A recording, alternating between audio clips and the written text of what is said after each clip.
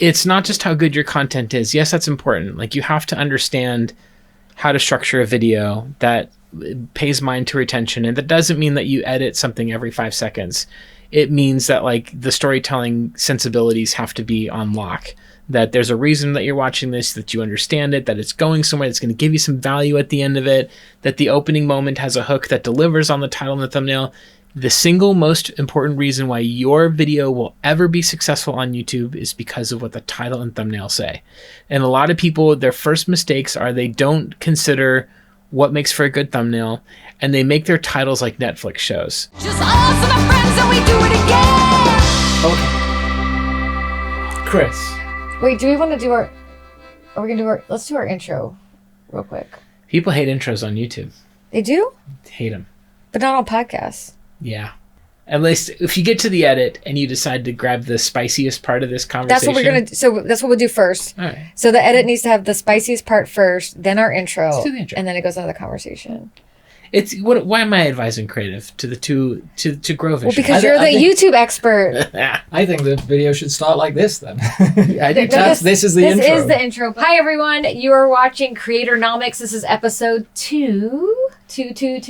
And who do we have today, Robin? Today we have, I'm really excited about this because I think people are going to learn a lot about a lot of things, and I'm sure I'm going to learn a lot too. We have Chris from Dreampool. And Morts Garage. And Morts Garage, or Mort. You may know him as Mort. We know him as Chris. Chris, a.k.a. Mort. Yeah. He is a YouTube expert. He is a drummer. He is a drummer. A musician, a singer, guitar player. But that's the most irrelevant part of today. He's a creative. He's a YouTube expert turned now production company owner of his company Dreampool. And we're going to talk about how he went from family therapist, marriage counselor to owning his own production company. Hi, Chris. Hi, Chris. Hey, is this should I be this close to the mic? No, it looks pretty. I'm new to the production thing. Chris, yeah. So sorry. move back from the microphone. It probably sounded good. What's up? Thanks for being on our podcast. Thanks for having me on your podcast. Yes. Oh, this is fun. It's brand new, so. It feels brand new. I love the neon signs. Yeah, we just added a bunch more. Yeah. Welcome to this is your first time seeing our studio? It's my first time. In fact, when I got here, I played the drums for the first time in like 5 years. And I'm so rusty. And my tinnitus activated immediately. And I was like, it was worth it. So, yeah. So now you can't hear anything we're saying. What's that? Yeah. Yeah. So our first two guests have both been drummers, coincidentally, but we're not. I mean, we'll mention the drummer thing. Obviously, we have, but that's not really the topic of today. It's not. But is that where your creativity started? Oh my gosh, Robin, that's a later question. Oh. I just felt that was a good point. Okay, let's go. Do you want to start asking again for the edit? You know, we're not going to edit. We're not going to edit. Chris, did your creativity start with the drums? Actually, it did, kind of. I got a guitar from my dad. The story is great. It was Christmas, and he goes, "Oh, I think I spilled some coffee on the floor." And he's like, "Can you go to the garage and, up above the laundry, there's some spray. Go grab it." So I go to the garage, and I come back on my dad. I didn't see it, and he goes, "No, look again." And I was like, "Huh?" And literally sitting right there is a red and white Hohner guitar that is a copy of a Stratocaster, and from the moment I found like my music, I was like, I'm in love with this and songwriting, and little did I know that it would just activate something deep inside of me that is like a part of who I am. And then that all kind of turned into drums really quickly. I'm the guy who would be in the back of the car on car rides, like grinding his teeth to like drum beats and stuff. Not grinding, but clacking. And I would say that I'm a songwriter first, but I write partly from melody, but mostly from rhythm. Like the song has to have like a certain kind of rhythm for me to enjoy it. So that's why I can really enjoy like long, 6 minute, 10-minute long instrumental songs if there's like a movement in them. That's just where my heart is. So bands like the Mercury Program, or like, we would just go by the side of the stage just to watch the drummer the whole time, because that's where my head's at. From the beginning, I think I can put language to it now in my middle age of there's something very exciting about making something from nothing and then in the 90s, there was a very accessible DIY space for music. And it was very easy to plug in, find friends, play music together, and play shows and basement-like clubs, and just hope that your friends showed up. And if you got paid, you were stoked. If not, you just got to play in front of your friends. And that whole concept of there's nothing here, and then in our minds, collectively, we worked together and made something, and then people came and watched it, is like just the most beautiful thing. One of my favorite things about life. And so that's like, that was one of the best things ever, and being plugged in and involved. And it's so crazy how everything physical and physical space has transformed creatively to now just living in a digital space. Mm-hmm. So more people can watch, but they don't engage in the same way. They don't connect in the same way. So there's so much to get into that, especially with Morts Garage and all that stuff and the world of physical and digital video games. But there's a lot to be said. It's funny because Dan said exactly the same thing, and I've always said it, is when you create, there's nothing, and then there's something. Yeah. And that something can do tremendous things. Yeah. It can also be ignored by everyone as well. Yeah. But it comes from nothing, and I think that's once you kind of get that spark of creativity and like the understanding, like that you can, this thing that you pluck from thin air that becomes something tangible. And then you don't know what this is like. You'll get those comments if you're fortunate to have this experience where someone goes, like, I had someone comment or send me a message today being like, that's the second time I watched your channel and have been in tears because of something that was posted, because it goes into childhood and all this other stuff. And it's like, that's the dream, is like you connect with something that resonates with someone on a deep level beyond, oh, aesthetically, this looks cool. That's great too. But like just the idea that like you felt it, like, and you felt it like in your soul somewhere is like, oh, like there's nothing like that. And maybe that's because I want to feel seen in a certain way. I don't know, but there's something about just that experience where it's like, I don't care if 1 million people watch this or one person watches it, because one person had that kind of response, and that's worth more than money. It doesn't pay your bills, but it it's the same idea. So when you're like, if you're going to introduce yourself, obviously you watched us introduce you, but who is Mort, like, and not just Mort the video game, but who's Chris Mort, and what does your life look like right now, in just a quick summary before we get into it? I have a very interesting eclectic background and career. I went to college and got a biblical studies degree, and then I was like transformed by the residence life experience. Ended up going to graduate school to become a marriage and family therapist. I worked at a church for a while. So explain that. So what is the residence life experience? Or like, how did that go into therapy? So residence life is being in an RA, and different schools have different ways that they do student development. So for some schools, the RA just makes sure the building doesn't burn down, is a nice person to talk to if you feel lost or whatever. I'm greatly simplifying this. Other schools, it's almost like a pastoral role where it's like, it's a peer-to-peer counselor, and they look for people who have certain maturity qualities and stuff, and you also make sure the building doesn't burn down. But there was something about being in that role that was like, oh, I really like this. In fact, the first counseling session I ever had, let's rewind to when I was in like 5th grade, because I'll never forget this. I'm on my street on my bike, and this kid rolls up, his name was Ian, on his bike, and I'm rocking some Cheetos, and he's like talking to me about this girl that he had a crush on. And I was like, I really liked being able to help Ian with his girl crush thing, whatever. Also, girls, gross, because we're 5th graders. We should be into like sports and stuff right now. But anyway, I digress. Fast forward, and I love this experience. I'm like, I want to be the RD, the guy that supervises. So I did that at Pepperdine University for 4 years. Worked in student development at that level. Had an amazing experience. Met my wife at the church I worked at. We went to Pepperdine. And then I was like, but I can't do this student residence life thing forever. So then I ended up getting a graduate degree in marriage and family therapy from clinical psychology from Pepperdine. And that was a really transformative experience, because the helping professions all are maybe the same cloth, but emphasize different ways that they do it. And so a social worker is from the same cloth, a pastoral counselor, a therapist.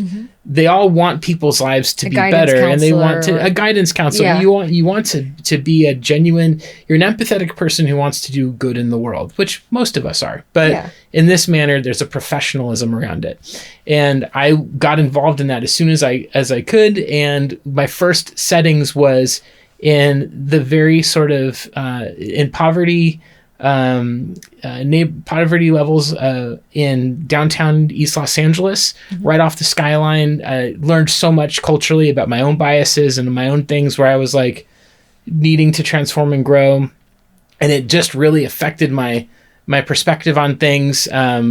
Just a lot of undocumented immigrant families, like all kind of just so, it was so enlightening. And then came down to Southern California to more south and ended up getting involved as a marriage and family therapist down there.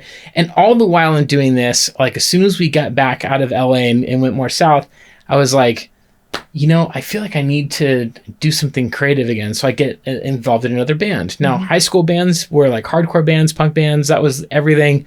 And so I started this band in 2010 or 2009 or so called The Devious Means.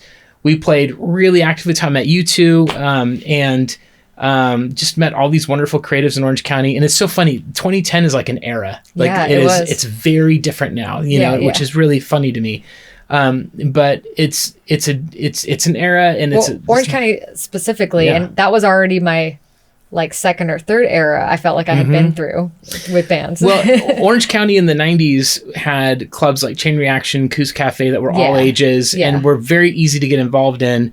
And then like the concept of 21 and up bars where like, no, there's no door charge because the alcohol pays for everything. You're just Yes. like, wait, what? You know, Yeah, like, I don't exactly. understand this. How do you make money? It's got to be $5 or $10 at the door. Yeah. But anyway, but I loved it. I loved what it was. And then, my wife and I ended up, during this time, I become licensed as a therapist. You have to do 3,000 hours. It's this whole thing. And then, we end up having 3 kids at once. I should say she birthed them, but we brought them into the world. And she like obviously life transforms at 1 kid, let alone 3. And so I was like, guys, I can't do music anymore. And have my therapy practice going. At that time, I had 3 jobs. I had my, you thought this was going to be a simple question. I told you this is No, complicated. this is perfect because I don't have to get to any of those. You're just going to my next section. It's perfect. Good. Thanks everyone for joining us, and we'll see you next week. Just to remind you, we're talking to Chris. Chris. You're listening to Creatonomics. Creatonomics. But at that time, I was an adjunct graduate school professor teaching theories of psychotherapy at Azusa Pacific. I had a part-time job at a church running a peer support, peer counseling ministry, kind of like people who couldn't afford mental health. Like we were kind of like a good stopgap. I had my own therapy practice and all of that, and like band stuff kind of went away, and I was like, I need something creative in my life. And meanwhile, all my friends are doing not all my friends, I discovered this like YouTube world. And 2015 or so, YouTube's a different landscape than today. It's not quite so business minded. Yeah. It's hobbyist probably primarily, at least the parts of it that I was on. Yeah. And then you start seeing people talking about it more and talking about it more. And all the while, like my friends have this YouTube channel. At the time it's called Retro Liberty, and today it's called Pixel Game Squad. And they're sort of building up this thing, and I would pop on as a guest every once in a while. But I came up with the name Mort Guffman. It's a reference to one of my favorite movies ever, which is Waiting for Guffman. And like I'm like really terrified. Like I don't know. Like should I like do this? Like I'll just keep doing the guest thing. Well, along the way, Why are you terrified? I'm terrified because I don't fully understand, or like, I'm like, what if someone that I work with professionally sees this part of me that, is it too juvenile? Is it too unprofessional? Like, would that have a negative impact? Yes. And every person I talk to attorneys. I was like, on my insurance, I'm like, am I allowed to do this? And they're like, hey guy, you're allowed to have your own life. Yes. You're allowed to love You're what you allowed to have love. hobbies. And like, also it humanizes you. Yes. And that helps the therapy. Like, Yeah, you know, do you think is that you being cautious, or is that kind of within the profession that you do that people feel? Well, it's interesting. The moment, think of it this way, getting out of my head for a second.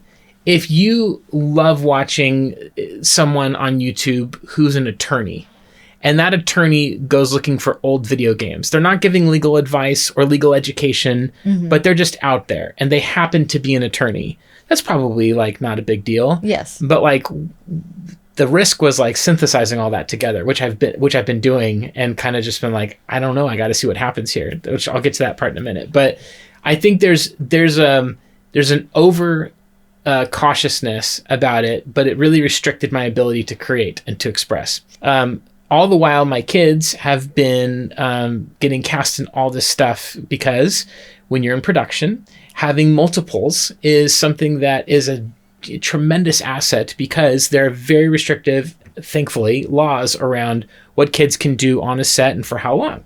And so triplets are like gold, because you can shoot the same scene for 2 or 3 times as long, because you don't have to, like, the kid can go and leave set with one of the caregivers and it's all good. So they got cast in a bunch of shows. And it was like the cute baby in a scene in This Is Us is like my kid when he's holding up the little baby in the Manny.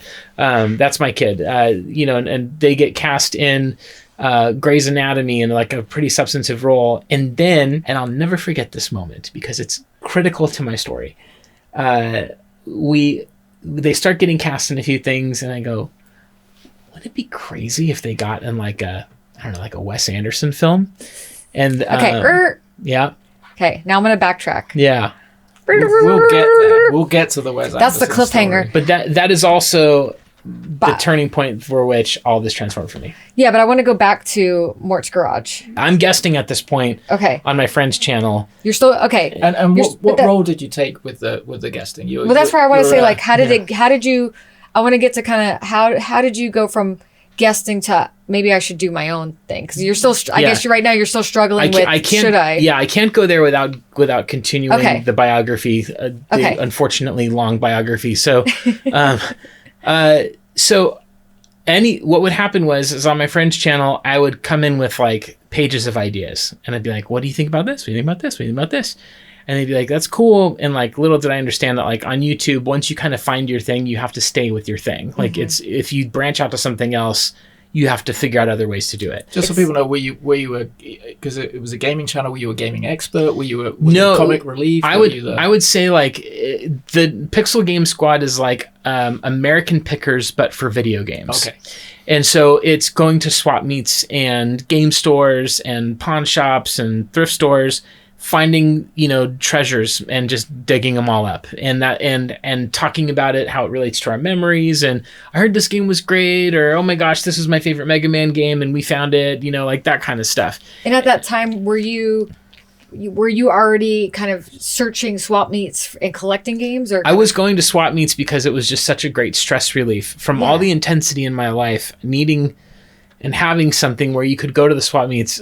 And the swap meets in California are so unbelievably fun because we are just south of LA, or we're in LA and south of LA and around LA, and so much of the gaming industry is here. There's so much volume of humans here, and so there's so much more stuff.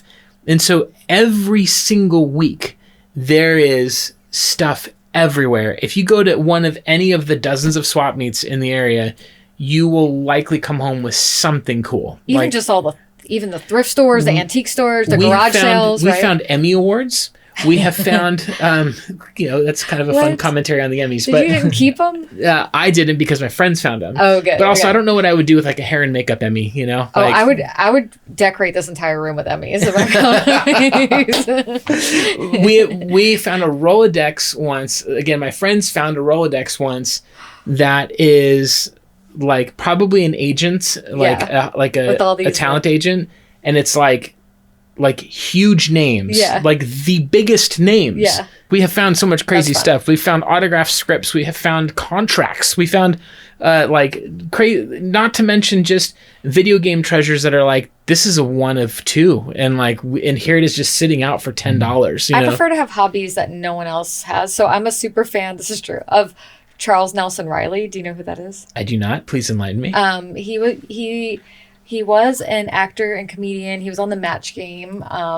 There's a sketch on SNL where Alec Baldwin plays him being Charles. So Alec Baldwin is Charles Nelson Riley on the Actor Studio with Will Ferrell being the Actor Studio guy.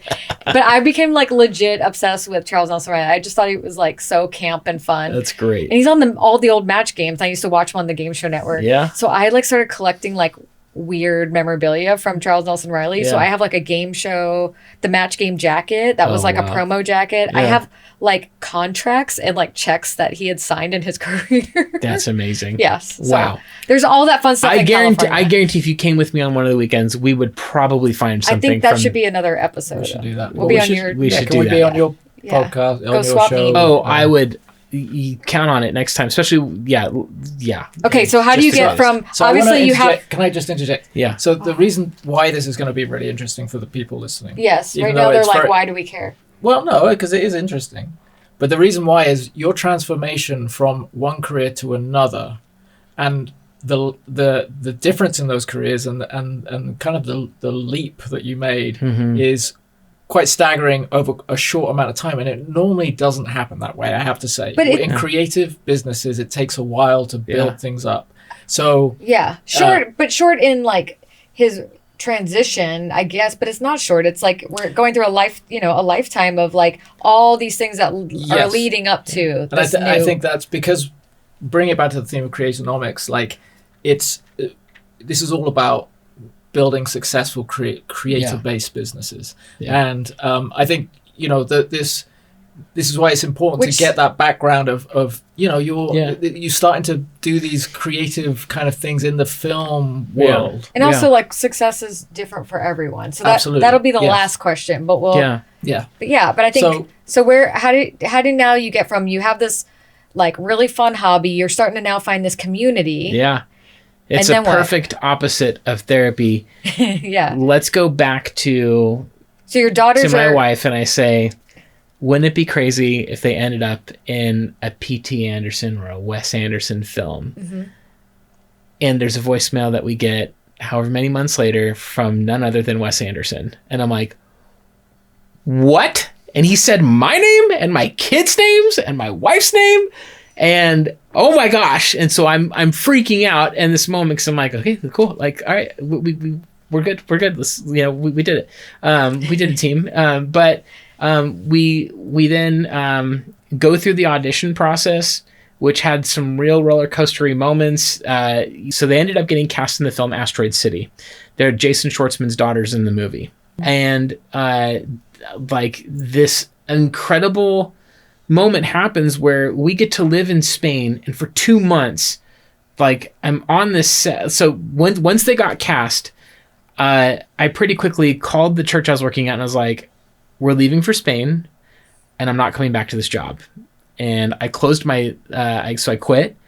I closed my therapy practice for 2 months because I was like, I don't know like what Yeah. this all is.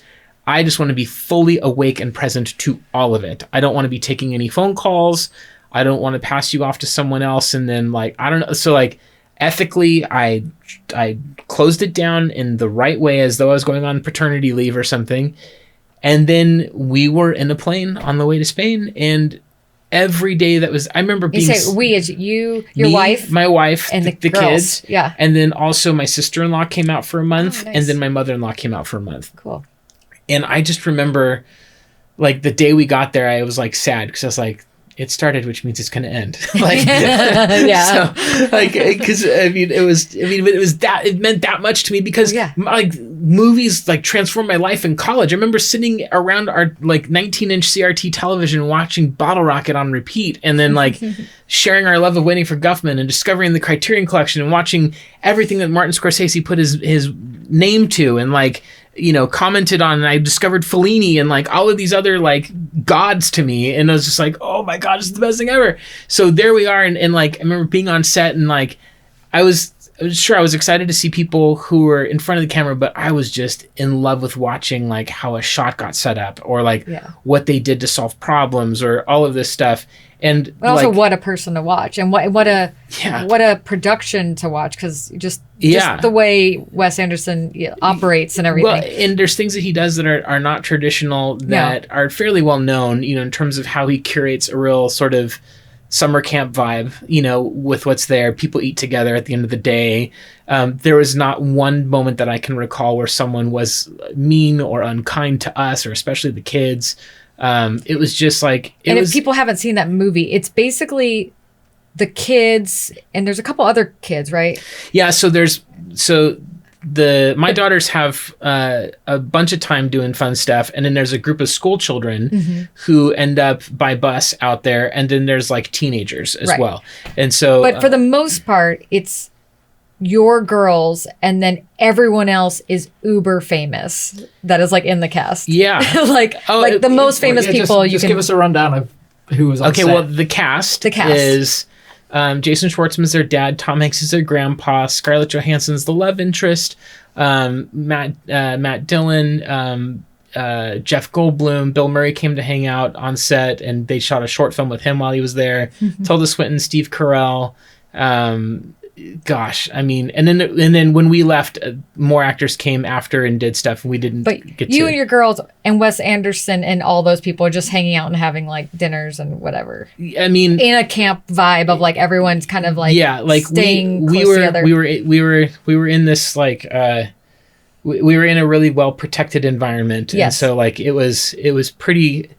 I mean, like I could cry just thinking it was like that amazing. But it's so funny. The person I was most excited to meet was Bob Balaban, because I was like, "You're in Waiting for Guffman," and that's and he was the sweetheartest of a human awesome. you could hope for. Anyway, so yeah. Also, this was in the middle of the pandemic as well. This is right in the middle of the pandemic. So it was kind of is a transformational time for everyone. Yes. And at that time, all I remember is like, I think we got a text from you or something. Something happened. It was just something like, I can't tell you. I got something huge, but I'm going to Spain for 2 months. And I'm like, oh, what is it? I mean, like, what do you do if you find out like the most exciting news of your life, and then you're like, but I can't say anything about it. I can't talk about it. So, but then you got to do like, so you guys got to come back, and there was like, you guys did a cool premiere, and it was like fun. Oh man, it was so cool. I have so much fun things to say about all of that. It was just great. But so that happened. We're there, and as we're there, I've now cut off everything that I can, so I can just be fully present to it, and I come back, and then at this time I'm seeing, I think therapists should see their own therapist. I'm seeing my therapist at this time, and we're talking about stuff, and I'm trying to work through what my anxiety is about putting myself out there. I'm like, what's going to happen? And she kind of made a couple of really salient points. One was like, if you live your life by what like could go wrong, you will never leave your house. So that's one. And creatively, like if you live your life attempting to please everyone, there's just a zero-sum game for you. Yes. Like that will never happen. You can be the greatest songwriter in the world objectively, and someone will not like that song. And that's great. That's how it should be. Someone could, like, I have unless you're Keanu Reeves, and then everyone loves you. Keanu Reeves has a certain X factor to him. Yeah. I'm not gonna lie. Have you been Keanu'd? I think that's a good. That's like a blessing. Like Keanu and Dolly Parton, maybe, or like the ones. Dolly Parton's another one. Yeah. Yes. Does his band have the same kind of like? It doesn't. Yeah, his band doesn't. Yeah, but he does. So. But he does. So who cares? If he was not in that band, I imagine. Well, anyway, let's not talk about that. So, but the point of it is that like. That was one of the most salient points, was like, stop trying to be a people pleaser and be okay with criticism. Number two, she said to me, no job is worth doing if you can't be your authentic self. Aww. And this is a fellow therapist saying this to me.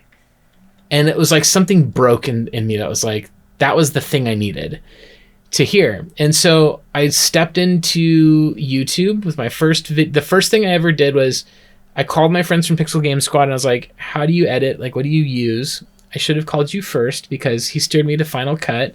And you probably did call us, and we probably like blew you off. No. In fact, we met together. Actually, you were some of the first people I called. Yeah. And I was like, what camera should I buy? And you're like, just use your phone. And that was absolutely the right call. Like, and so to start. It's a great start. Yeah. And had you had any experience of filming before this point? No filming, but very opinionated. One of my hobbies was I was a film critic. I got to the point where I was writing for a website, and I'd get sent out to junkets and things like that, and people took what I said with like, oh, this guy has some good things to say. So but talking about something and making something is obviously two very had you ever studied film at all, or done any courses? Not like that, in any coursework formal sense, but like just watching it. But I think part of or... coursework is watching it and understanding the themes, and then voraciously reading every article. And I was surrounded by a lot of really smart people. The school I went to for undergrad, Biola, people talk about movies there like they talk about the Bible, in the sense of like, at least at that time,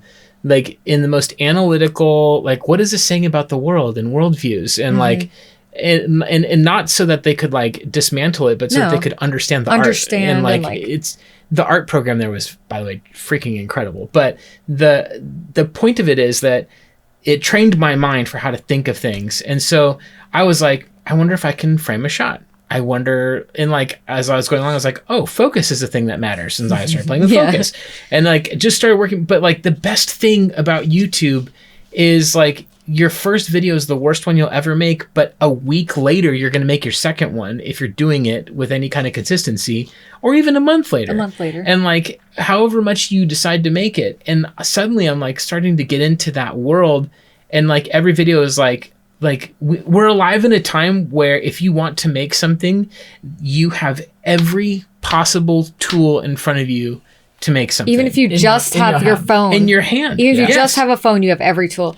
And so just so we like, from timeline wise, because I think from what happens from this moment on is impressive as far as like how quickly things snowball. So is this 2020? Is this 20? Wait, this is probably, I think 2022 or 3 is when my YouTube channel starts. So you had this incredible experience. You've passed 40, which for a lot of people is kind of like the midlife crisis moment, right? Which I've wondered, am I just having a midlife crisis and I'm making a lot of foolish choices? But yes. Did you say that to your therapist when you were like questioning everything? Yeah, of course. Instead of a sports car, you got a YouTube channel. Yeah. And a camera. They both cost about the same amount of money. Yeah, all the gear and because of time. Yeah. Yeah. So you put your first video up.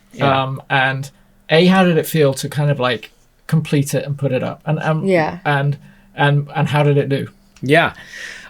So this is what's interesting. I had I don't want to say built-in audience, because I didn't have like a group of people who were like, oh, like I want to see when Mort's channel launches. But I was involved enough that I was visible enough that when I made my first video, a couple of friends shared that I was making YouTube videos now, and the first video I made did like a couple thousand views. Yeah, which is great. Which is great, and you were part of a community organically. Nothing paid. Just, no. Yeah, but you were part of this community. Yeah, and that community could promote what you were doing enough to like trickle over some fans, and it's a very niche area, so you get which fans. Is all the things you need for YouTube. Yeah, yes. I think that's a really important thing from a creative point of view and from a business point of view. If you're starting something out that you want to find traction, niche is your best friend, because if you can aim it towards a group of people that are really wanting that content. The trouble is a lot of time you're telling people, you're telling your friends, you should check out my video, check out my band, come to my show, watch this, read my article I wrote, read my book that I've written or whatever, and they don't care. I was gonna say, for the most part, no one cares. No one cares. Not in a mean way, but just in like. Because how many of our friends' bands have we gone to see where you're like, oh, well, good for you. You know? Not in a mean way. Pretty good. And everything is so subjective. Yes. But I think what's important, because it was such a big, I would say even like a marketing trend on social media, probably like a year or 2 years ago now, which was like niche down, which is like, yes, that's true, but like also be true to yourself, to your interests. I think that's important. Actually, this is a really, speaking strictly in the ecosystem of YouTube, there's so much that you're saying that is true and false. Okay, tell me. Yeah, so the start at the end at the beginning. If you're making YouTube content because you have a business and you want to generate sales and community around your business and your brand, you don't care you care about authenticity, but as it relates to the brand, which is arguably inauthentic. But at the same time, maybe that is authentic. I don't know. But there's a commerce element to it. There is a commerce element, but if you're building because part of my specialty is working on cult brands. Mm-hmm. So it's brands where people have a very personalized connection to a brand. More boutique and cult brands. Yes, but also like Taco Bell is a cult brand. Like people get Taco Bell tattoos, and like there's people that get married in Taco Bells. You know what I mean? Sure. So yeah, I guess what I mean though is like, and I'll tell you why this matters in a minute. I don't mean it quite that black and white either. Okay. I know that people like that are parts of brands. I don't want people to take it like so literally. So Yeah, well, I mean, hang on. So, and then there's like do it for the art. Which is like, I don't care who sees this. right. I'm gonna make whatever I want to make, Yeah. and it's gonna be for whoever's gonna see it, and that's what it's gonna be. And that's where most of us start with YouTube, is we start there and we go, I want to make something because I love retro video games. So I'm going to make stuff about retro video games. Now, in the niche of retro video games, are you going to do reviews of old games? Are you going to do Let's Plays? Are you going to do game hunting? Are you going to do collection tours? Are you going to, like, there's so many things. It's all retro gaming. Yeah. But Or like our friend Nico, he has a retro game band. Super Madness, yeah. Yeah, Super Madness. Yes, which he's great, and they're great. But like, if on my channel, this is a great example. On my channel, I had like 3 different series that I was doing. One was like an Antiques Roadshow appraisal kind of thing, which I wish I could do more of, but I just can't. The other was like a game review show where I have over 2,000 video games in my home, and I'd bring guests over, we'd play games and for 10 minutes, and then review them. That was like kind of a fun format and everything. Then there's the game hunting ones, and now it's kind of evolved into this game hunting mixed with like psychological essay on like collecting or the world of retro video games and stuff, and they integrated into the two. Why people collect and all that So stuff. yes, and so what ended up happening is if I post just game hunting, I'll get like I'll be stoked. I'll stoked on any views I get, but it'll get around 5,000 to 10,000 views. If I post a video essay with the collecting element, it'll get like 15,000 views. So I'm like like in like a week. Amazing. I'm super stoked. But if I post on like just deep dive reflections and things like that, or video essay stuff, now those videos are outperforming everything else. So if I were a brand and I was trying to get people to a sales funnel or something like that, I'd be thinking my audience, or the algorithm, which is a synonym for audience. It's people talk about it like it's this big bad thing that like, you know, is out to get you and make you not succeed. It is on other platforms, but YouTube doesn't use it like how Meta uses it. Well, on YouTube specifically, it's really audience response. Yes. So when you launch a video, it'll tell you, hey, do you want this much of your audience watches the video, which tells us it's probably not a good video. We're not going to push it out as much as we normally would. Other videos you put out and it goes, wow, a lot of your audience loves this. We're going to push this out even more. And it's responding to your audience's behavior. And so you're incentivized to do what your audience wants. Here's the problem. A lot of people will get into making content. Their audience loves something that they kind of like, but you know, whatever. Like if people love my game review show and all I did was game reviews but no video essays, I'd have a kind of a hard time being enthusiastic about it because I love that show, but I don't like love it enough to like want to do that as like my sole thing. I want to like do these video essays and all this other stuff. Anyway, so you kind of have like this thing that you've got to make to respond to what your audience wants. So if my brand starts, and here's a great example. I work with a podcast right now, and it's my brother's, and his podcast is like e-commerce, and it's like really smart, really like very niche specific. He's targeting a very specific kind of business owner. And he's like, I don't care at all about being popular in terms of a bunch of views. I care about being popular with the right people. So if 100 people watch my channel, but they're all business owners that operate in the way that I'm speaking to these business owners, those individuals are going to be invested in a way that's better than if 1 million people watched. So with the niche thing, like we said that That's where I wanted to go back to that, important thing. It's an important start. And your niche will give you those first 2,000 views, those first 5,000 views. But a niche is limited because it's a niche. So, and we find this in business, like you offer a niche and you get some work. Our niche started with MySpace pages. Yeah, that's how Grovision started. I was Awesome. doing graphic design and I found, I was like, oh, this could be a thing. Yeah. Like, and I kind of figured out a mini business within the business, and I had the niche of designing MySpace pages, but also that was short-lived, but that helped our business. So start. MySpace died, and with it, that income goes. Yes. And we can talk about it in the form of views, and we can talk about it in the form of income or whatever. It's like what keeps the momentum going and what keeps Yeah. you growing. And the niche is great for getting those initial things, but also what niches tend to do for you is it's not really you. It's you're emulating something that exists and you're creating stuff in the style of. Mm-hmm.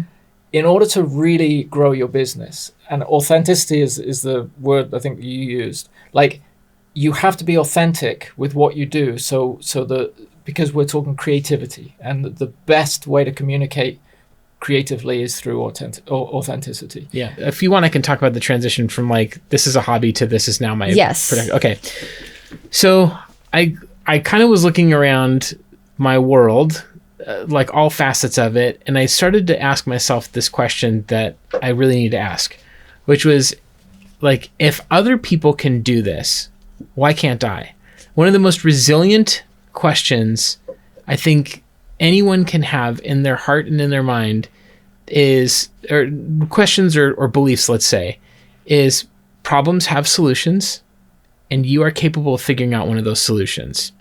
It does not mean that it solves everything all the time in a perfect way. And if you go to ChatGPT and type in, here's my problem, although that could be a good way to help you get started on it, the point of it is, though, that like that inner belief of, I can figure this out. There's no such thing as an imperfect world with perfect solutions to everything, but I can find something.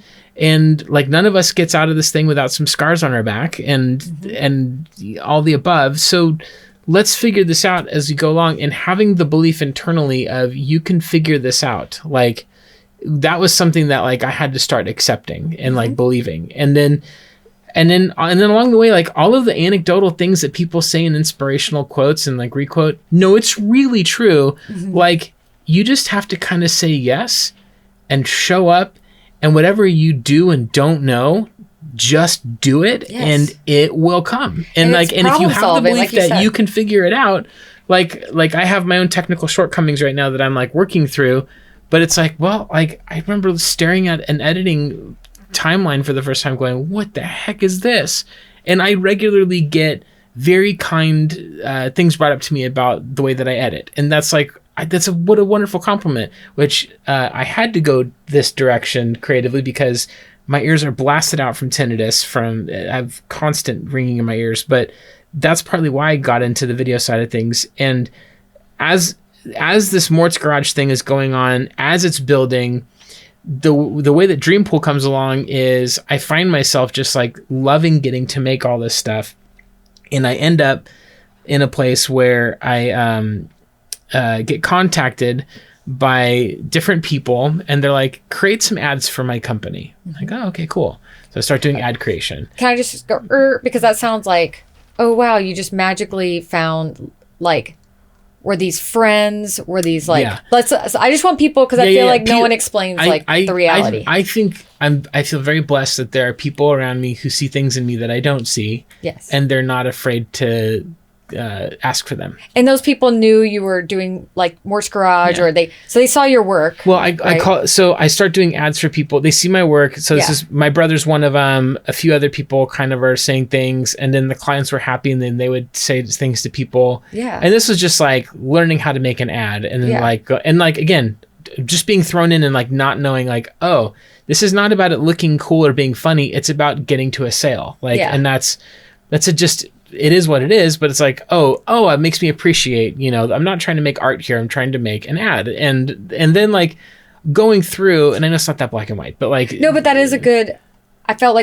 like a little bit for you, because you were coming from being a music video creator, a filmmaker, and I was already working kind of in the corporate world. Yeah. So you had a bit of a transition of like, I felt like you were like a little bit, but this is my art. And I'm like, no, just turn out a video and get paid. Like, it's fine. Yeah. So like, I think it's okay to like have that realization. One of the biggest lessons I've had to learn is like I'll be given stuff and I'm like, no, I could like make this better. And people are like, it's great for what I need. Yes. Move on. Yeah. Like, oh, okay, cool. Move on. I think it's an important part of structuring your business, knowing when to take the time. Yeah. and when to You don't have to be a precious artist about everything. yeah, You there's don't. sometimes, and you'll meet people where you're like, I'm going to take a little bit of extra time on this because I can see that it will be appreciated, or I can see that it That it and- matters in that moment. And I always don't. It should never be on the money that you're being paid. I think it should be on what the client needs, and what who the video is being made for, Yeah. and the audience. You should take all that into account, and so you give it that personal authenticity to Yeah. the video, and they appreciate it, and they see it. And sometimes they really don't need those extra touches, and so don't waste your time doing them, because it's Yeah, you don't, and it's going back to this thing about like art versus commerce about YouTube a moment ago. I think that's like, I always will need something that's the art. Like I will always need something where I'm going to put the extra touches on it and put it out when I'm ready to. But like it has pushed me in the best way possible, and it makes my art better when I hear from the corporate side like, oh, try it this way or try it that way, because it stretches me out of what I'm comfortable in, and then I'm like, actually that was really good input, and it affects my art positively. Yeah. So it doesn't mean I try to turn my art into commerce, but it's No. just to say that like, oh, okay, like there's an effect on these, and it's a good one, for at least it's been so far. But I feel like everything's a learning experience, right? well, and just kind of accepting that like there's always someone better than you, smarter than you, and everything, and like listen to them. Like there's going to be things, and hopefully I can help other people all the same. and I think working with brands as well, there's always someone that knows that brand better than you. Yeah. And a lot of it is about understanding the brand. And you might be like, yeah, but this is great because it's just like this thing that I saw. Yeah. And the brand are like, yeah, but That's not what we're doing. our audience Yeah. is this. This is what we need to put across. That Yeah. will be mistaken as this. Yeah. And you get to know these really kind of intricate things. And the more you do work like that for brands, for other people, you understand how they all work. Yes. Because you see like, oh, they're not going to want this. They're going to want this. Yeah, I think I have a pretty, again, this is like just jump in and figure it out as you go. When the first time I got brand guidelines from someone, and like my instinct was to be like, let's not do that, like let's do this, it's way cooler. But the thing that is, I was saying something is so brilliant. Brand. Brand I would guidelines. Just do my learn, own like thing on my first instinct was to kind of be like, but this will be cooler, and it's like, yeah, but like that's not our brand. Yeah. And Yes. and the sort of the kid who grew up playing in punk bands locally wants to go, well, screw your brand, I'm going to do this because it's cooler. And then realizing, oh, that's why I like the bands that I like, is because those bands, whether they meant to be or not, are kind of a brand. They are like definitely a brand. if you go to see a band like Converge, which is like a super chaotic metalcore, hardcore band, there's a certain way that their albums look. There's a certain intensity to them. And I'm not like a massive Converge fan or anything like that, but it's more to say that like when someone says Converge, you go, oh yeah, I know what that sounds like. And I think it's in the same way that like, and I couldn't see a lot of the DIY bands that I love putting out brand guidelines, don't get me wrong. But at the same time, someone could put something out and go, you know what would be better is if you actually did your album artwork this way. And every one of those bands would be like, no, that's not punk rock, because punk rock is like our brand. And that might be like sacrilegious to infer that, because none of us wants to be labeled or defined, but it's like, well, like, it also is helpful to kind of know who you are too. Know who you are, and to define who you are, and like, you know, I mean, so I don't quite have as far as brand guidelines, but for our band, and because I saw another band do it when I was working, I was helping a local venue with some marketing, and so another band it's a pretty big band. Yeah. Sent, because for the most part, no bands would send any marketing materials, not a photo, Yeah. not a video, Yeah. nothing. And we were willing to pay money. We were putting ads out for their shows, and they had nothing. Yeah. And so this one band sent a one sheet with links to a folder with their photos, a folder with their Yeah. logos, a folder with also, here's our keywords. Here's the other artists you should advertise to and associate us with. Yeah. And I was like, boom. So Bo Grigri, we've got a folder that I sent to all the venues, and it's like, you know, here's all our assets, here's everything you need. Yeah. Like, and if you want more, let me know. And it's those little touches that immediately make people see you in Yeah. a different way. It's 16-year-old me and the part of me that still has that, part of me very active would be like, that's so corporate or whatever. And it's like, yeah, but like in this context, like that doesn't mean it's evil. It means it's like helpful. With so what's much, wrong with being seen? It's helpful, and I think just now there's so much noise. There's so much digital noise, right? You have to just it's actually simplifying. It's like just how do you just stand out in that? So I just want to go into like a quick YouTube little section, and then we'll go to Dreampool. Okay. So I know we talked about YouTube a lot, but what is there like kind of one thing that's the most misunderstood thing about starting a YouTube channel? That if you start a YouTube channel, that it will be immediately successful. That does happen. But most of the brands that I talk to or that are looking for consultation, I say, your first 6 months working with me, you're going to be like, why does this video only have 1 view or 5 views? And we will do everything right. Like, there's certain things that you have to do. You have to play by the rules. Like, you have to start first with title and thumbnail, then go to video. You have to have, like, I'm not totally convinced about SEO because now everything's captioned in YouTube, and I think their algorithms pick up on the text captions. But still, there's so much wisdom out there about that. The length of the video, the way that like audiences pick up on it. There's so many of those things, and it just takes time. A friend of mine's a spiritual director, and which is like basically kind of like, it's sort of like just peer-to-peer. It's like one-on-one counseling, but it's like from a biblical perspective. Yeah. Anyway. Spirituality and yeah. So she starts this YouTube channel, and the first year that she did it, she did everything right in the playbook. She was like, she would look at what other people were doing topics on in her niche. She would do topics around that. She would look at her ways that she did, and this is what I would advise everyone to do. Yeah. She looked at what were the titles and thumbnails that people were doing, and did she resonate with any of those? And could she use them? Not their, but like, could she use her version of them? Is that a thought starter for her? Yeah, thought starter. That's a better way to say it. Getting, kind of learning how to make a video. Like, you need a hook, and then you need, like, the primary reason that people go to YouTube is because they're looking for something of value. Yeah. So educational content has been said to be the most important number one reason that people go on YouTube. If you just post vacation, it has always been that since the day of inception. Yes. People are going to learn something. Yeah. And so like, you will have those influencers who are just like mysterious and exciting, and you just want to know what they're doing in their life. You don't care what they do. Sure, of course. Yeah. But like, like your vlog of your trip to, Antarctica is great for people who want to go to Antarctica, but like, it's probably not going to get seen very quickly unless you can structure your video in a way that's like, here's my trip to Antarctica. Here's the 5 things that you've got to do when you're in Antarctica. Yes. Oh, suddenly like, I have an incentive to watch this video, or your travel other than blogger. like, look at you having fun. Yeah. We were talking about this earlier today. Like, the response is probably going to be more like, well, I wasn't there, I don't care. Like, right. And you move on to the next thing. So like, where am I going with all this? I think it's an important thing to talk about. Algorithm, an algorithm is people liking your video or not liking your video. It's how long they watch your video. We did talk about that. Yeah, but it's humans. It's humans reacting to. That is only correct on YouTube. Right. Well, we're talking about YouTube. Yes, yeah. I'm just making that clear. Yeah. Yeah.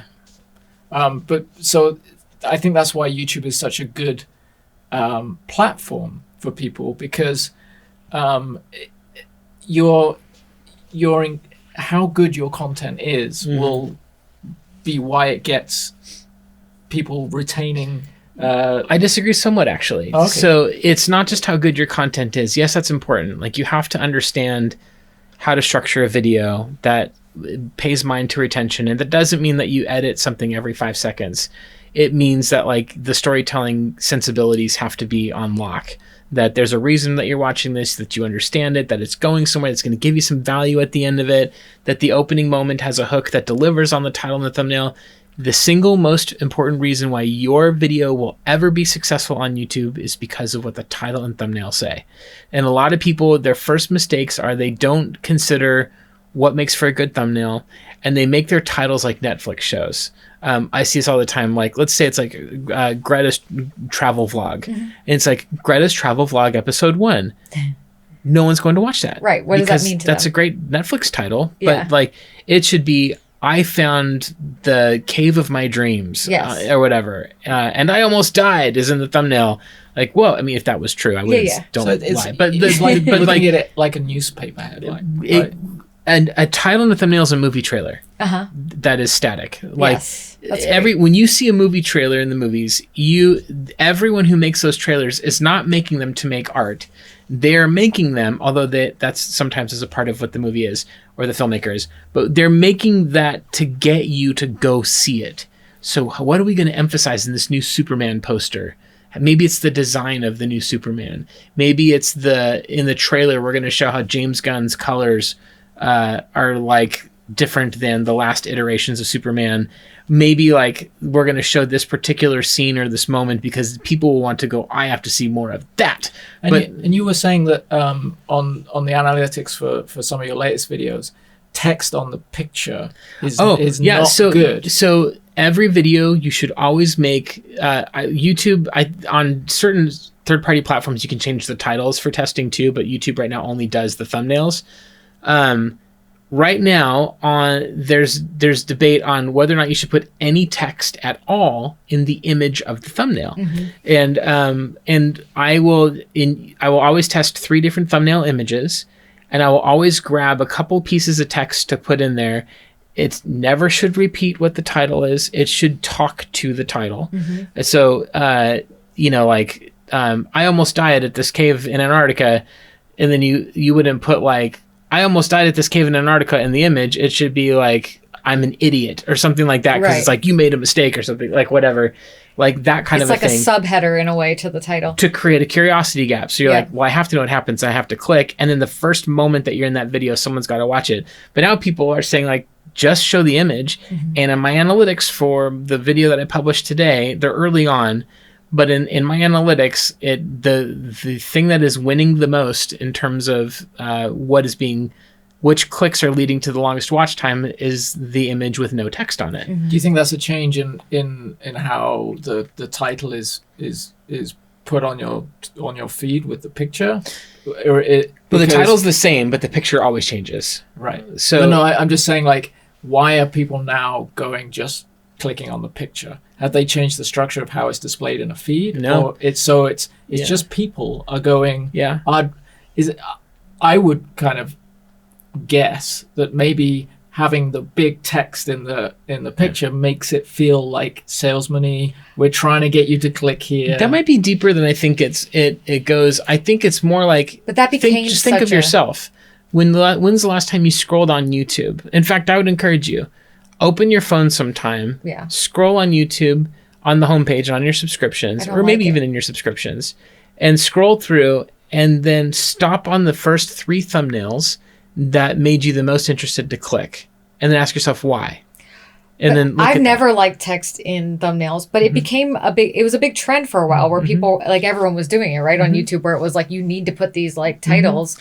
But I feel like it's just a trend, and then now everyone sees it, so it becomes stale, and I'm sure it will come back at some point. Yeah. I wonder if it's like, if you it's the same if you on click Instagram. Yeah, if you click those enough and are disappointed, Yeah. you're gonna stop.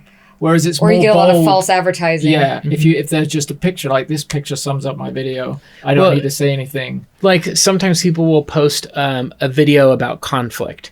So let's say at the swap meet, someone starts to throw down because they want the same thing. And you don't need any text on there if you see 2 like individuals who are angry at each other, and it's not posed. It's like it doesn't have to be touched up. Again, it's authenticity. Don't It's increase real. the saturation.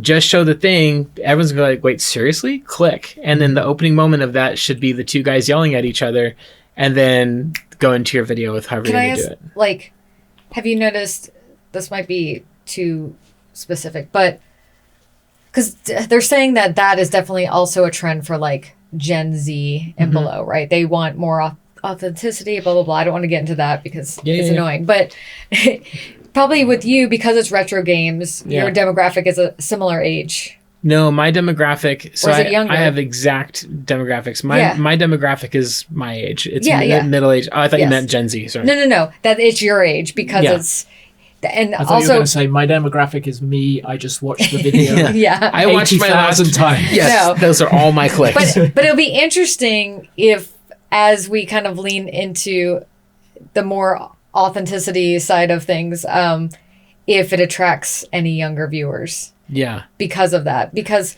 and I know, but yours, it's retro games, so it's nostalgia. Yeah. It's people of a certain age most of the time, but also younger generations are also getting into like, wow, I put this disc in this thing, Totally. right? That's so bizarre. How often are you finding that algorithms are changing? Is it weekly, monthly, yearly? I struggle with the term algorithm Or just in the- I YouTube feel world. like this is irrelevant for YouTube because it's not. No. This is a great question. Clickability. Okay. So algorithm, we should be saying audience. It is Okay. a synonym for audience on YouTube. Yeah. And so algorithmically, the audience, you if you can start to appreciate that, you're appreciating your audience behavior. And just again, think of yourself. If your favorite person on YouTube starts doing things differently and you like are interested to go with it or not interested to go with it, then like think of your own behavior. Like instead of making it a mystery about like what's my mysterious algorithm, not saying you're saying that, but what's like, I hear this complaint a lot, like the algorithm hates me. It's like, well, maybe your audience is just thinking that the 56th time you've made the same video, they're Yes. kind of over it. Yeah. That's the point I was making earlier. The algorithm is people, Yes. real people, and it's Yes. people doing certain things to videos. You Yes. know? It's clicking them and it's stopping them after a certain amount of time, or it's watching them to the end, and it's those things which are making it, and it's the same way that Netflix works. It's the same way that movie companies used to work. It's the same way that TV used to work before there was streaming. It was like, who's turning off, who's watching, there's no different. I was in always- Nielsen Ratings house, right. where they put the thing in my house, and they Now it's instant, and like that you're getting data real time. Yeah. So it's amazing that we But have if you're that. on TikTok or if you're on meta platforms, it's a whole nother. It's out just for in case anyone's watching this for tips on that. That we're not talking about that because those are a whole different problem. Yeah. So Meta's throttling things. Your audience isn't gonna see it unless you pay for it. Yeah. And then TikTok is a little mix of both. So they're not quite fully in the you're paying to play mode. It still can work based on content, but And YouTube, you can pay for ads and you can get views on things, but it doesn't necessarily get engagement and grow. Yeah, your you hit the nail on following. the head. Yeah. There's real pros and real cons to the ads thing. I generally lean towards no ads. And again, I say this to brands and companies all the time, just play the long game. You're going to feel like you're flushing money down the drain every time you publish. But if we create these videos in a way that's evergreen, because if you stock it too high with ads, then maybe it's sort of like being at a festival and being like before the band you came to see played, watch this local band, and like no one wants to watch the local band, or they'll watch them for a minute and be like, this isn't my thing. or you might get a small percentage Yeah. if you're the band Yeah. who's buying the ad or the Yeah. companies. You might get a small percentage of Yeah. what you're paying for. And look, I'm not going to knock it. Like, I mean, because like I'm pro ads, but I think Yeah. it's very you have to. I'm pro ads as well in the right context. Yes. So there's some people that I work with where I've seen how it can be of real benefit. Yes. But from a point of engagement, it's so funny. All of us want to buy, but none of us wants to be sold to. Yeah. And like, there's something about that automatically sets us up to go like, to be resistant. And you don't want that from the jump. You want them to be curious and want to click. And so I don't know, the ads conundrum is interesting because it's a serious revenue generator, but there's also things about it that are like, oh, like, but if we want engagement, like we have to figure out how to do it. So there's 3 different models I've seen that work on YouTube. One is the ads, one is organic, and one is just very niche audience specific, where you don't care about views, you care about viewers. Yes. And that all three of them have their respective pluses and minuses. I mean, in respect to that, one of our clients has a very niche clientele, but that niche clientele, if 100 people watch their videos and one person follows through and goes, this is the product that I want. Kind of like your brother's situation, it's right? worth it for It's them. worth it for them. Because they're Oh, dealing yeah. in chunks of, 50K, whatever, because of the product that they sell. So I think that that's really important as well when you're building clients or when you're talking to clients. It's like understanding their needs. Yeah. Who's the audience? Setting goals. And, And if everyone's aligned, then it's great because you're not. The worst thing is for people just purely chasing views because it's why Views mean nothing. Views is ego. It's interesting. Views mean everything in one respect. Like subscribers mean nothing. Views are so much more important, especially organic views. But if you're doing things just to get views, I've learned this personally. My channel for Morts Garage is where I can do all my experiments. It's where I can I published like a YouTube specific growth video. This is a perfect example of this. And it got like 2,500 views, and a time when my videos were getting like 8,000 to 10,000 views. And it's like, oh, none of my audience cares about this. I thought the content was relevant and meaningful, but like YouTube is looking at my stuff, and my audience is looking at my stuff as like, you're the gaming guy. I don't want to know your YouTube stuff. And so the video died. And that's okay. Well, then I get it. So I should start a second channel that focuses on this and build that audience and see what they want. But there's like a million YouTube gurus. Yeah. I don't need to make this. Yes. Someone else is doing it way better than me. I'm going to focus otherwise. So anyway, it's just interesting. I love, there's things that I've done that I'm like, I know that if I talk about certain subjects, it brings a very passionate response. But sometimes it's like, but I'm not here to get that kind of passionate response.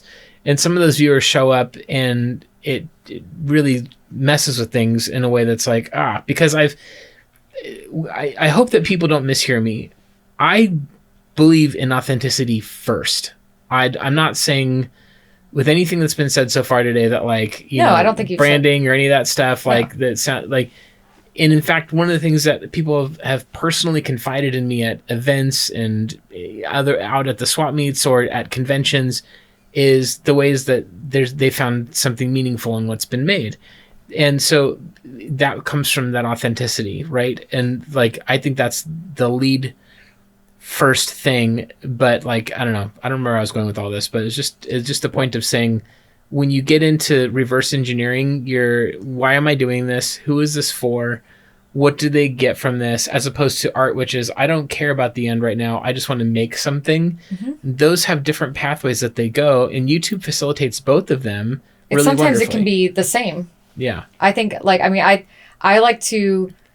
Well, that's like the gold Yeah, for me. that's what I like to. That's always my goal is how can I make the art I want to make, but I'm also because what I do or what I started to do, I'm an entertainer, so I also want to entertain people. I want them to be satisfied with what I'm doing. So it's like, what is that perfect combination? Well, the interesting thing for you, and you're saying that the videos that get traction are kind of where you bring in your experience as a counselor. Yes. So I was going to say, with all this background, I feel like now we're kind of at, we're going back to the timeline, but also now we're at Dreampool.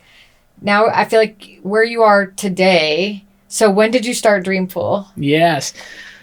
Officially, I started Dreampool, I want to say the start of 2023. Yes. I think that's when it would be. You said December 2024. Oh, that's when That's you went when I went full time. Oh, full time. Okay, yes. Yeah, so here we go. There's a few critical conversations there as well. I called a dear friend of mine, and we were talking, and I was like, I don't know. There's a lot of people who do production out there. Do you need more? Especially in Orange County, there's a lot of or tons. LA, LA, Orange County, everywhere. Southern California, it's everywhere. Yeah, yeah. And my friend was like, well, but think about it for a minute. The advantage of doing a production company at your age, at middle age, is you're saying, I've been in a band we had a reasonable amount of success locally. Did you win an Orange County Music Award? We were the best indie band in Orange County, and one time we beat No Doubt in the People's Choice Award. Thank you very much. There you go. I remember walking by your table and you guys going, "We voted for you." We did. Thank you. That was we were the last band to win Best Live Band. we were the last band to win Best Indie. Then you're reigning champ. Reigning We're reigning champs. Let's go. Reigning champs. Yeah. Yeah, so we just say reigning champs like all let's the time. go. Yeah. No, I love that. Yes, we're absolutely the reigning champs in this room. And I also met Tom and Adrian from No Doubt and told Adrian that I loved him. So, Yeah. yeah. How'd it go? He laughed at me Oh. in a cute way. Yeah, all right. Yeah, I got a picture with Noodles, who I know you guys know. Yes. And I was like, I oh, love this was Noodles. lovely. So, Yeah. but like she started listing all these eclectic things that I've shared with all of you, with you guys in the Yeah. background. Like, well, like you have this weird film, like you're not in the film industry, but like your daughters are. Like, there's something you've gained from that, right? By osmosis. There's higher education where you've taught in it and you've been in student development. There's church work and counseling work and therapist and all The this psychology stuff. of it. Like, whereas if I started a production company at 22 and I didn't have any of that, I bet I would know a lot of different kinds of things, and that would be great. But I think that like there's a human, like empathic way of seeing things that hopefully I've learned in my 15 plus years of working in the field of psychotherapy, that is an asset to the way that stories are told, and that it's of benefit to others when they try to make things.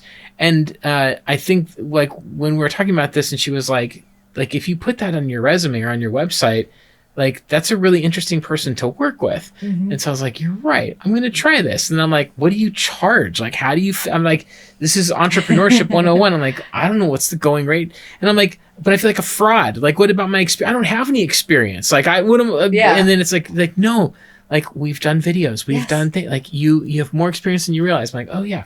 But I only use an iPhone. Most people are using an iPhone, like, and like all this stuff. And like, it's only been, I'm going on and on. No, but I can't tell you how many times we've been on, like, I mean, Taco Bell, who I worked there in the corporate entity, but then they became like one of our first major clients when I started Grow Vision.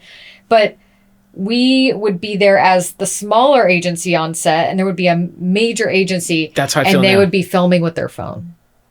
Oh. Yeah. And we would be there with like our nice camera, and Yeah. they'd be like, and they would be like, and we're like, wow, Yeah. they're getting how much? So yeah.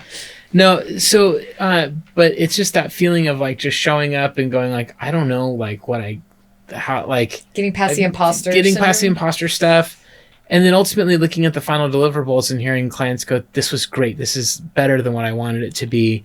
And like not forgetting that like, hey, like the best way to figure this out is to do it and figure it out. And like, that's true. Yeah. And so I start this company. I end up landing like a really wonderful client who has been so like just generous with like helping me to kind of like, I've been helping them, but they've been like such great, they're an ideal first client at this capacity. Where it's like a partner. Like, it's a partner. Yeah.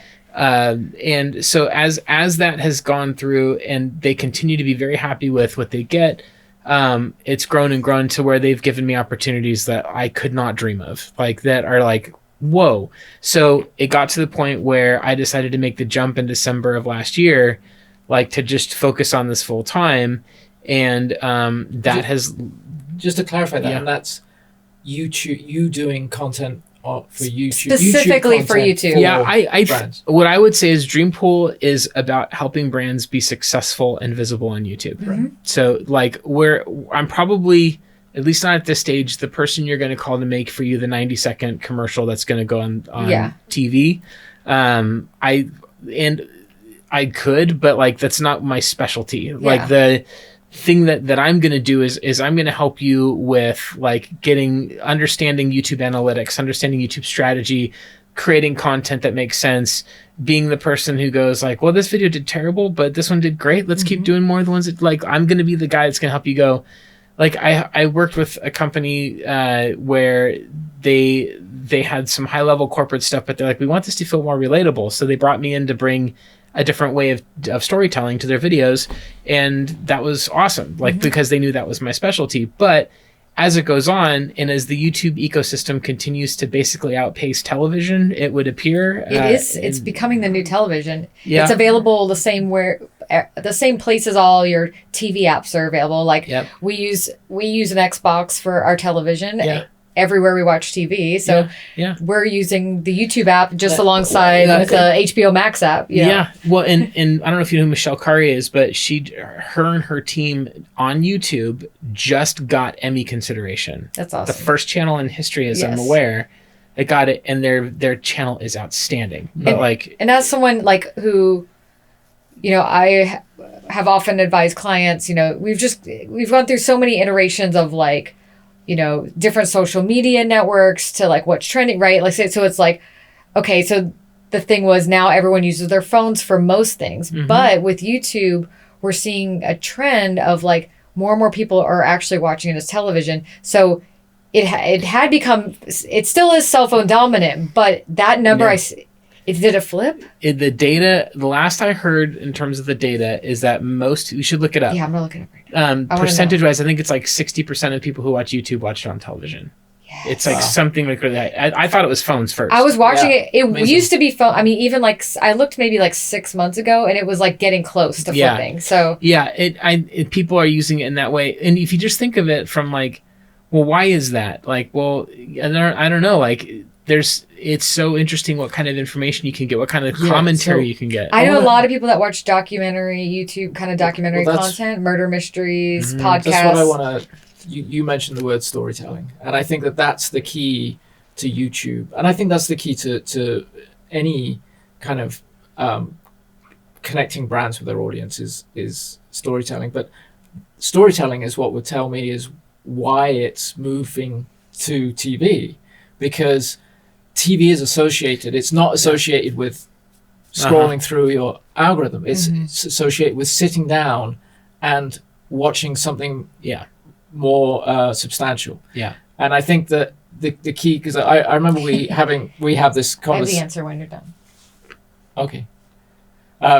We had this conversation, and you said, well, you were talking about what you felt were your pitfalls, and like, oh, well, I'm not that experienced as a cameraman. I don't understand these things, and I said, well, and you were talking about editing as well, and I'm like, but the thing that you know how to do is to tell a story, and that's key, and that's what a lot of people don't have to do, and I think that obviously it's kind of a natural thing that you have, and I don't like talking about talents as being natural. Oh, they're naturally gifted or whatever, because these are things that you figure out as you go, and you nurture, and you. I think that word nurture is a huge word. Yeah. Like, all of us have, I think, something inborn that's like unique, but not everyone's going to be willing to nurture it. Right. And that storytelling aspect, which is understanding how to create a hook, how to take you on an emotional journey, and how to deliver something at the end. And when you think about it, that's what the YouTube algorithm or the Audience. the YouTube audience is looking for. Yeah. They're looking for storytelling, but even like broadening the idea of storytelling, because that might automatically go to who's your protagonist, who's your antagonist, Right. and going into like the right terms. Those are the right terms. But storytelling is also about, why am I watching this person give a top 5 list of something? Well, there's a way that they're communicating this that is storytelling. And I think ultimately understanding that, like, if you make something and put it publicly, there should be, I think for many of us, some point where they go, how is this valuable for the person watching it? Yeah. Not for some things, it's like, I don't care if it is, I'm just expressing it for me, but ultimately, how is this? And I think of my own, the difference thing is, like, with movies and TV, my audience behavior is different than on YouTube. Like, on YouTube, there's a scrolling component. On a movie or a television show, if it's like static, or if I'm in a theater, I can't click through 10 other movies that are on the side of the screen. I have to watch what's there. So the storytelling there can take advantage of that audience behavior.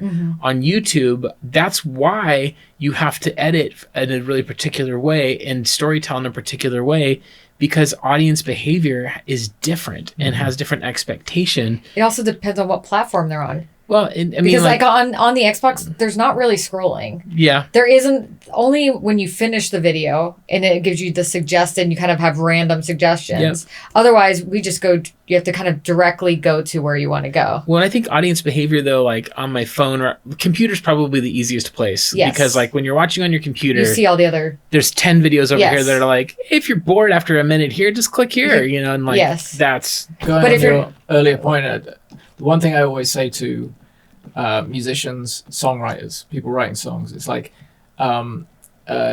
people don't care what your song means to you. They only care what your song means to them. 100%. And no one cares what your story means to you. They only care what it. And that's the well, key. once they're a fan of you, they might care about that. And people, it's amazing how many creators, whether it be musicians or filmmakers, will leap at you and say, no, but this is personal to me, and it means and That's great. cool.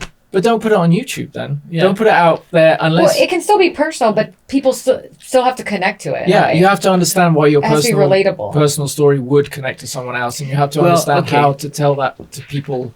I want to know the answer. What was the answer? I want to tell it. Tell it. Tell us the Okay. answer.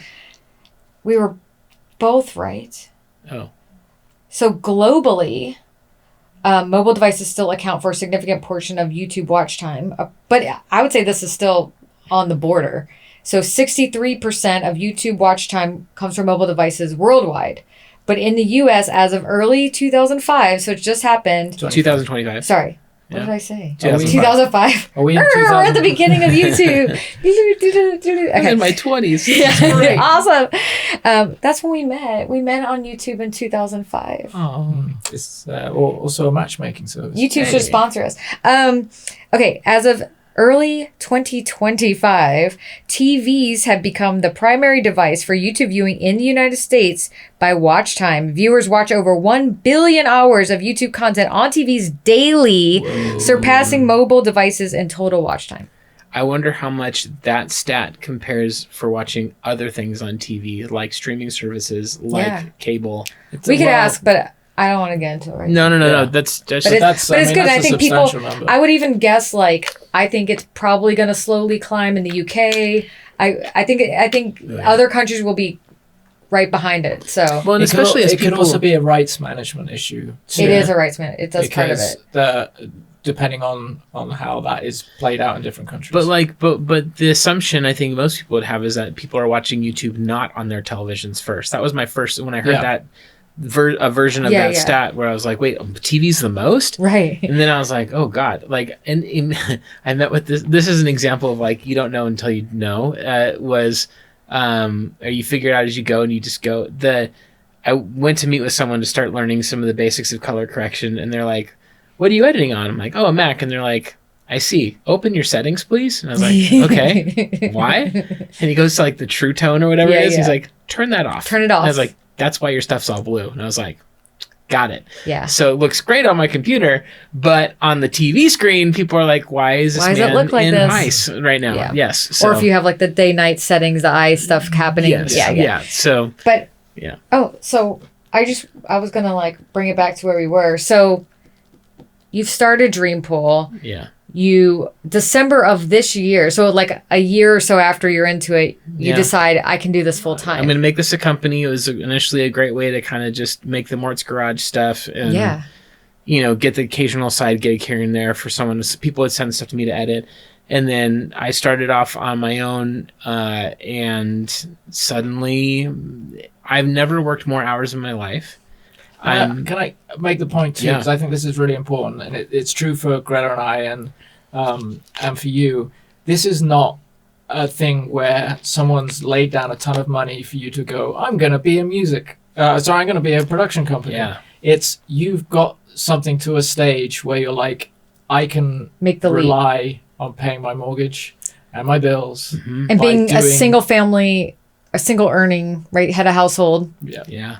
And I think that's really important because you also come across a bunch of people that are lucky enough to have parents or trust funds or whatever that start these businesses and have that kind of safety net, which is great, which is awesome. But I mean, we can dismiss those people or be mad at them or whatever, but it's a not luxury that. that they have. I just want people to know when that this is sometimes how it goes when you don't have that kind of foundation, that you kind of wander into it. And I did the same thing. I started Grow Vision, and I was still full-time at Taco Bell for a few years. Yeah. Until I actually got laid off because a whole bunch of people got laid off. And it was kind of my forced jump into it. Well, it's crazy because like, yes. So it is a full-time thing. The intensity and pressure that's around that is enormous. And I just keep on committing to do the best work that I can so that the clients are happy. You were saying it's the hardest you've like worked. It's, What's the quote about entrepreneurs like would rather work like 80 hours a week working for themselves than 40 hours for someone else? And having a therapy practice is being an entrepreneur as well. Yes. And I would feel it if one client was like met their goals, or was like they were done, or they just stopped coming, or if a new client would come in, every bit of that I would feel, whatever. And in this case, I kind of look around at what I have in front of me and think, at any moment, any of these clients could leave, and like I'd be like, okay, and like, what are the other things I can do to make this work? But it's such a fantastic blessing and gift to be able to do what I love, and I would way rather be up till 2 a.m.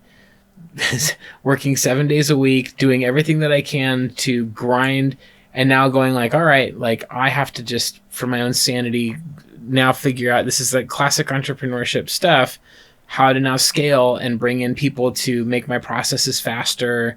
And like, I might take a financial loss for a period of time, but at the end of the day, that allows me to get more clients to fill the financial loss. But then like, I think maybe the hardest thing, the lesson that I'm trying to learn right now is like, I can have speaking of branding, like a qualitative element around the things that are a Dreampool product, and be really protective of that. And I am protective of that. And there's, and I have a hard time figuring out which parts of that to delegate, and yet it stays in the product that I'm promising I'm going to give you. And so like, whether it's finding editors who have like a really similar, people would say this all the time before, they're like, oh, you'll find editors better than you so fast, and it's the greatest thing ever. And I've only had one editor that I've had no notes for. That was Robin on one of my projects. And everyone else I was going to say, how cool. Like, yeah. But now, like, I mean, we've had Grow Vision, like, it's been an LLC. I've had it since 2001 too, but like, but it's been a legal business since 2007. And so we've been doing it along almost 20 years. Yeah. And now you get to hire us. Yeah. And we get to come work with you on fun projects. We just did a super fun thing in Las Vegas. And with Warner Brothers Discovery. With Warner Brothers Discovery. And we have Skills Jam. More of that coming up. We work together on Skills Jam. We have a show that we do with Ty Pennington that we're about to go shoot in Atlanta. With a great organization called Skills USA. Yeah. And I think it's so fun, but also like, there's so much. And we worked all day today, and now we're locked in our studio for hours talking about our podcast. Wait till you see what's coming out of it. It's so cool. It's gonna be cool. And that's, I think, the biggest thing is like, this work brings me joy, but I'm like, I'm excited about it. Yeah. That's like, and it's so real. Like, oh my gosh, what if we do this crazy thing with this crazy thing? And then when people go, here, go make it. And it's like, what? Like, that's incredible. I think one thing that I can just say is like, the reason why I think that you're having you've managed to build the success that you have, and managed to build this bedrock of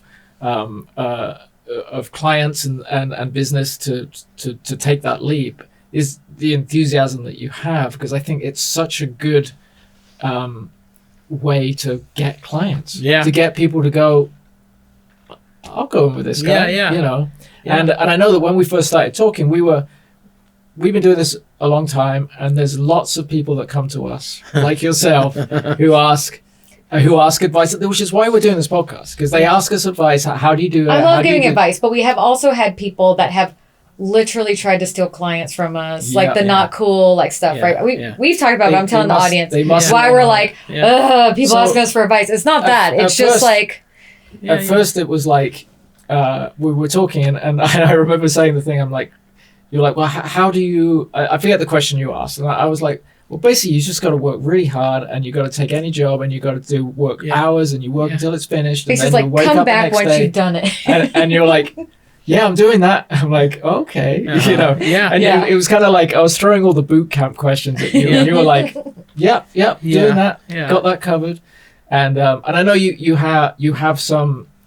But you really did it. A lot of people come up also Yeah. with these things and like it never fully comes to fruition. Well, they don't stick it with it, or it's not. They discover it's not what they like. And I don't take any of that for granted. There's I think all of the excuses that I might give myself or that others might give themselves. You're married and you have kids. You can't do a career flip like this. You're you have a don't house. You don't have enough skill sets. Right. You don't have enough. And then like learning like, oh yeah, the smartest entrepreneurs hire people better than them. And what they do is they Once they have money, well, Well, that's the thing. But I know who to hire for jobs to work with me because I can't do them all. But today when we were ideating around some of the stuff we're doing, it was like it was very good sort of synergistically to get the right kind of that's great, and ooh, I don't know if we could do that, and like it worked great, and the client's going to get the end of that piece and go, how cool, because I can't do a shoot on my own. It's impossible because I need all of these people to help cover all of these other elements of the shoot, like as we all would know. And it's also interesting too. I love the clients that appreciate that, like, if you just do cell phone YouTube stuff, which is great, like you just, as long as you get it edited the right way and it's lit decently, like that's 80% of the battle. But like, there's still something about like when people go, let's make it the best, coolest thing we can make and put it out there. And I think that's really good. Yeah, we're really fortunate to have a couple clients like that right now. It's such a rewarding relationship. And we're giving them way more than what we would charge for because it's a give and take, and it's awesome. So there you go, everyone. That was Chris, and I think that was fascinating. Yeah, so go subscribe to his channel on YouTube, or check out his videos. Go watch a bunch of videos.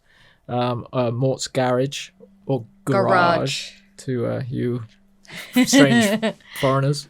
I think it was fun, and leave us comments and tell us what you liked or what you didn't like, and as Chris said, we are going to cater this channel to you a little bit. We'll see.